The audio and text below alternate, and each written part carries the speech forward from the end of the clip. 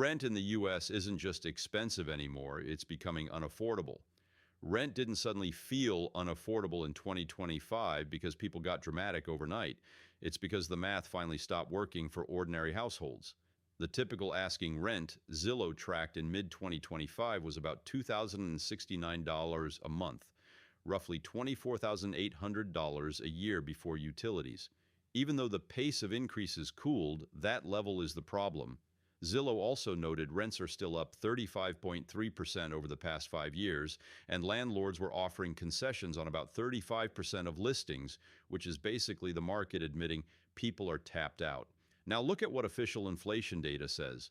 By November 2025, the CPI shelter index was up 3.0% year over year, and rent of primary residence was also up 3.0%. In other words, even as headline inflation cooled, housing costs stayed sticky, like a slow leak in your budget that never gets patched. This matters because housing is the one bill you can't opt out of. When rent rises faster than paychecks, families don't just cut streaming services. They cut savings, delay car repairs, skip preventative health care, and carry balances on credit cards. One recent Harvard-linked finding cited by Investopedia captures the gut punch. 65% of working-age renters struggle to afford basic expenses after paying rent, and the averages they referenced were brutal, about $18,230 a year in rent, plus $57,340 in other necessities, against a median salary around $62,192. That's not budgeting better, that's structural pressure. And it's widespread. A National Low-Income Housing Coalition summary of Harvard research reported that in 2022, a record 22.4 million renter households were cost-burdened, paying 30% plus of income on housing, and over 12 million were severely cost-burdened, paying 50% plus. It also highlighted a long, ugly trend. Inflation-adjusted median rents rose 21% since 2001, while median renter incomes rose only 2%. Here's the uncomfortable takeaway. Even if rent growth slows in 2026, the damage from the last few years doesn't reset. A family doesn't get back the savings they never built. And when millions hit that tapped-out ceiling at the same time, it sets up the next question.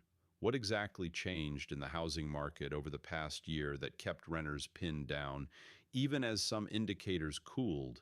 In this video, I'll explain what changed in the U.S. housing market over the past year, why renters are under so much pressure, and whether this crisis has an end in sight. Over the past year, the U.S. housing story quietly split into two markets that both hurt renters for different reasons. On the rental side, the pace of rent increases cooled, but not because life got cheaper. It cooled because the country finally started delivering a wave of apartments that were planned years ago. Zillow points to a deluge of multifamily completions in 2024 and says builders finished more multifamily units in 2024 than any year since 1974. Exactly why rent growth in many places eased and why concessions became common. That's the better news headline. But here's what changed underneath it. Landlords started competing harder, yet renters still didn't feel relief because the starting point is so high. Zillow's own numbers show how weird this moment is. By September 2025, concessions were being offered on 37.3% of rentals on Zillow, and rent growth in multifamily listings slowed to 1.7% year over year, while single-family rent growth slowed to 3.2%. A record low pace in Zillow's tracking. And even with that slowdown, Zillow still estimated the typical rent required 28.4% of median household income nationally.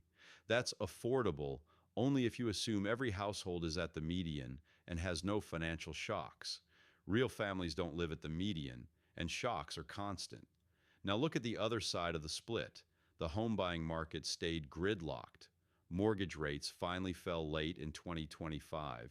Freddie Mac's weekly survey put the average 30-year fixed rate at 6.15% in the last week of December, down from 6.91% a year earlier. That helps, but it doesn't erase the damage of years of 6 to 7% rates. Home prices also cooled, but cooled is not the same as cheap. Reuters reported U.S. home prices were up only 1.7% year over year In October 2025 by FHFA data, slow growth, not a reset. So what changed over the year is this. Rents started rising more slowly because new apartments hit the market, while the path from renting to owning stayed blocked by financing costs and limited mobility. A Philadelphia Fed analysis explains the lock-in logic clearly.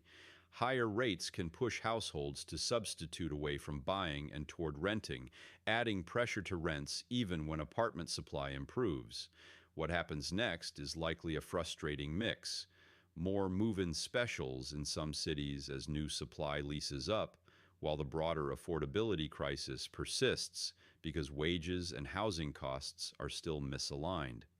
And that's why the next part of this story isn't about investors or spreadsheets.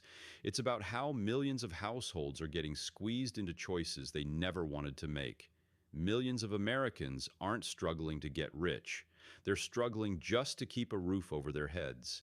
And you can see that stress showing up in places most people don't talk about until it's too late.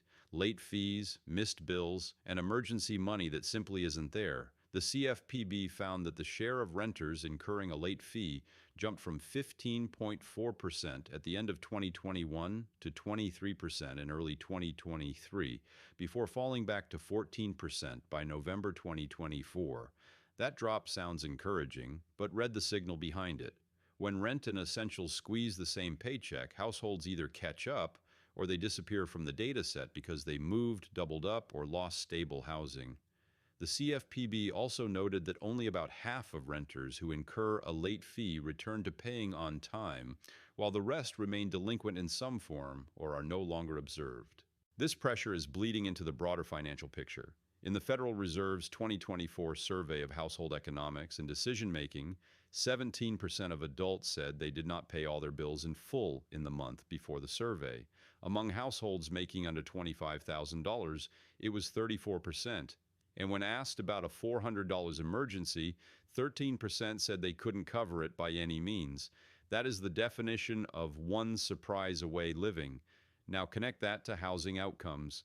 HUD's 2024 homelessness report found an 18% year-over-year increase in people experiencing homelessness, and nearly 150,000 children homeless on a single night in 2024, up 33% from the year before. A Congressional Research Service summary puts the total at 771,480 people experiencing homelessness on a single night in 2024. That is not just a housing statistic. It's a warning that the safety net is fraying precisely when housing costs remain elevated. And here's why it's hitting average families, not only the poorest. Wage growth is cooling while high fixed costs stay high. A BLS summary showed real average hourly earnings were up only 0.7% from August 2024 to August 2025, better than negative but nowhere near enough to offset years of rent and home cost inflation. The Wall Street Journal has also reported that the era of unusually large raises for low-wage workers has faded, citing measures like the Atlanta Fed's wage tracker and Bank of America data showing slower gains for the bottom income quartile. So what happens next? If the job market softens even a little, more households will slip from barely current to behind, and rent delinquency becomes the early tremor before forced moves, school disruption for kids, and long commutes that quietly kill job stability. That's the trap. Housing instability doesn't just reflect economic weakness, it can create it. And once you see that feedback loop, the next question becomes unavoidable. Why does rent keep climbing for so many people even when wages aren't keeping up? So why does rent keep going up even when wages don't? Because rent isn't priced off what you can afford. It's priced off what the market can extract, plus what it costs to operate housing when everything behind the scenes gets more expensive. And the wage side of the equation has simply not kept pace. The BLS reported real average hourly earnings rose just 0.7% from August 2024 to August 2025, and real average weekly earnings rose 0.4% over the same period. That's not nothing, but it's nowhere near the kind of income growth needed after years of rent levels resetting higher. Start with the obvious. Even when rent growth cools, the base is still punishing. Zillow tracked the typical asking rent around $2,069 in mid-2025, with rents still 35.3% higher than 5 years earlier.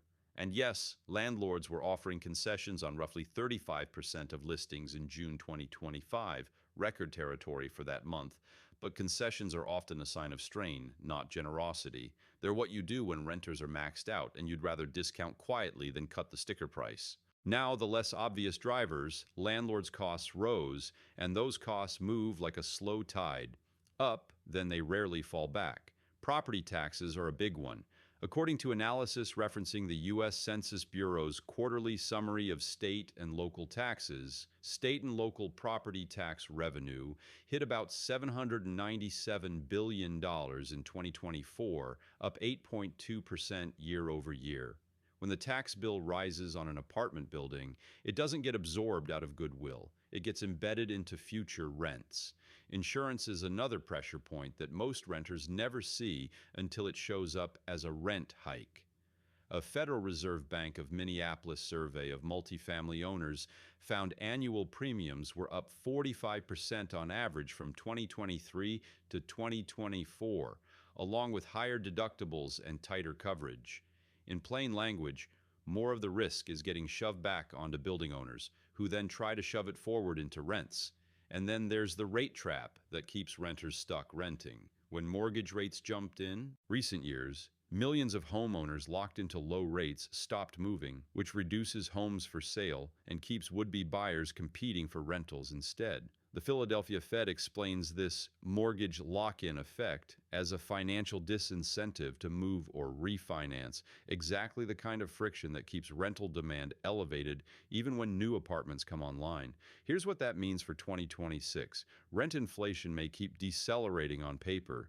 Zillow forecasted the CPI's rent index to end 2025 up about 3.0% year over year and to cool toward 1.6% in 2026. But the risk is that the construction pipeline is thinning after the recent building boom, which could tighten the market again.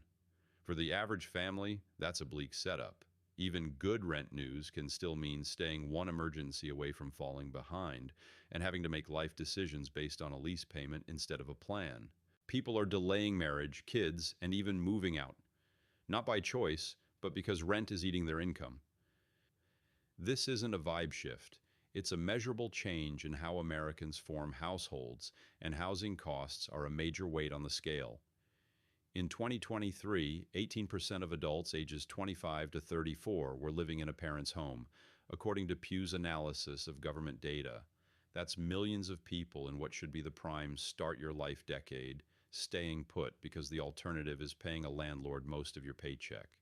The Census Bureau's more recent snapshot tells the same story from a different angle. In 2024, 57% of adults ages 18 to 24 lived in their parental home, and 16% of adults ages 25 to 34 did as well. This isn't just about comfort or culture.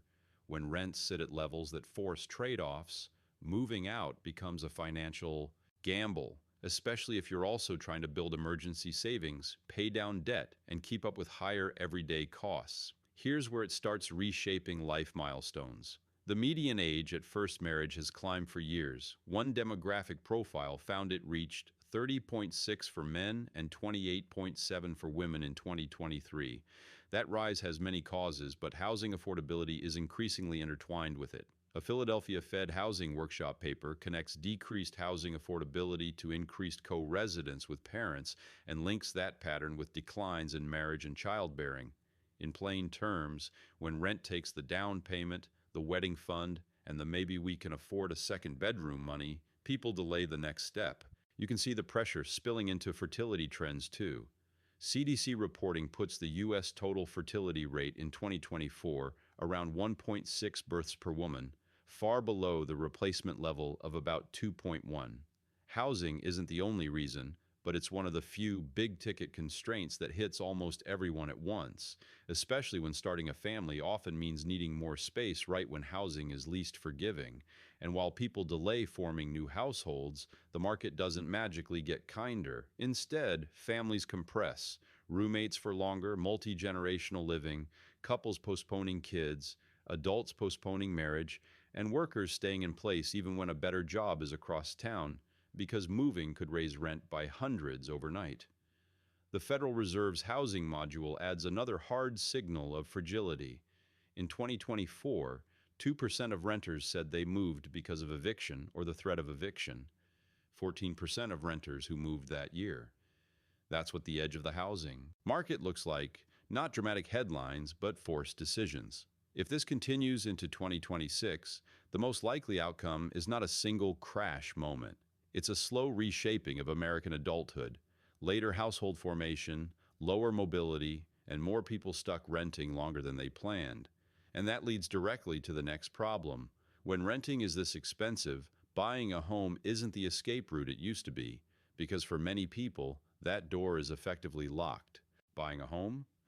For many renters, it's no longer a goal. It's a fantasy. And buying a home? For many renters, it's no longer a goal. It's a fantasy. Not because Americans suddenly stopped wanting stability, but because the starter home ladder has turned into a wall. Yes, mortgage rates finally eased into year-end. Freddie Mac's weekly survey put the average 30-year fixed rate at 6.15% on December 31st, 2025, down from 6.91% a year earlier. But 6% is still expensive borrowing in a world where home prices never truly came back down. Lower rates help the monthly payment at the margin, yet they don't solve the bigger problem, the upfront cash hurdle and the reality that many buyers are competing against people who don't need a mortgage at all. That's not a theory. NR's own buyer survey showed the first-time buyer share fell to a record low 21%, and the typical first-time buyer age rose to 40. Repeat buyers were 79% of purchases, and 30% of repeat buyers paid all cash. When cash-heavy buyers dominate, first-timers don't just lose bidding wars. They lose time. They renew leases, keep paying rent, and watch the someday down payment get eaten by the cost of living. Even the official affordability measures can mislead you if you don't read the fine print. The Housing Affordability Index on Fred showed 106.2 in October 2025, meaning a median income family has more than enough income to qualify for a mortgage on a median-priced home, assuming a 20% down payment. That assumption is exactly where reality breaks. A lot of households do not have 20% down sitting in a bank account, especially after years of elevated rent, higher insurance, and everyday inflation. So the index can say, technically affordable, while real families still can't clear the entry fee. And here's the twist that keeps the crisis alive. When borrowing costs fall, demand comes back fast, sometimes faster than supply. Reuters reported pending home sales rose 3.3% in November 2025 and were up 2.6% year over year, the strongest level since February 2023. With NAR pointing to improved affordability and more inventory versus last year. That sounds hopeful until you realize what it implies for prices. NAR's mid-2025 outlook suggested that if rates fall to 6%, an additional 5.5 million households could qualify, and forecasts pointed to home prices rising 4% in 2026, even as sales rebound. In plain English, the minute buying becomes slightly easier, the market can start getting more expensive again. So what happens next for renters watching all of this? The most likely 2026 scenario is a frustrating middle. Slightly better mortgage rates, more activity headlines, and still a historically small pipeline of first-time buyers actually getting in. If rates hover just above 6%, more shoppers return, but the people with cash, equity, and flexibility stay in the strongest position. That keeps many renters boxed into the same choice. Keep renting and hope for slower increases, or attempt to buy and discover the goalposts moved again.